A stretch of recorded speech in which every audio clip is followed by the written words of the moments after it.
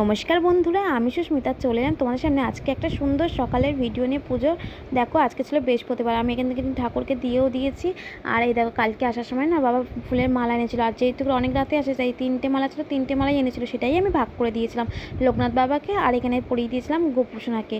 আর দেখো, আজকে গোপুসোনার সাথে কিন্তু এই জামার সাথে কিন্তু গলার হারটা ম্যাচ করে। দেখো, বাজকে একটা বাসন্তী কালারের জামা পরিয়েছিলাম, দেখো তাই না? তোমরা একটু কমেন্ট করে জানিয়ে, তার গোপুসোনাকে এটা পরে কেমন লাগছে মুখটা। এই দেখো, খুব সুন্দর জলজল করছে না?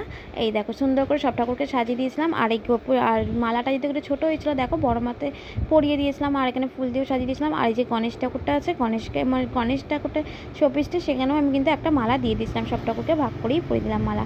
তো কেমন লাগলো তোমরা কিন্তু জানিও কিন্তু। আর এই দেখো, আজকে সকালে কিন্তু ব্রেকফাস্টের জন্য একদম যেটা বানাই সেটা বানিয়েছিলাম স্যালাড মতন সমস্ত কিছু দিয়ে।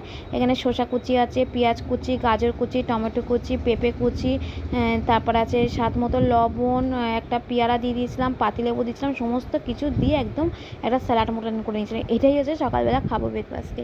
তোমাদের এই ব্রেকফাস্টটা কেমন লাগলো, পছন্দের কিনা অবশ্যই ঝটপট কমেন্ট করে জানিও বন্ধুরা। আর এই দেখো, আজকের ভিডিওটা বেশি বড় করছি না, এখানেই শেষ করছি। দেখা হবে নেক্সট ভিডিওতে। সবাই খুব ভালো থাকবেন, সুস্থ থাকবেন। আজকের মতো টাটা। আর তোমরা কারা কারা জগদ্ধাত্রী ঠাকুর দেখতে গেছো অবশ্যই কিন্তু কমেন্ট করে জানিও। আমি কিন্তু এখনও পর্যন্ত যেতে পারিনি, বাড়ির সামনে থেকে একটা ঠাকুর যাচ্ছিলো সেটাই দেখেছিলাম, তা আজকে ইচ্ছা আছে যাওয়ার। আর এই দেখো, বড়মশাই এখন বাদাম আর ছাতুটাই খেয়ে যাবে।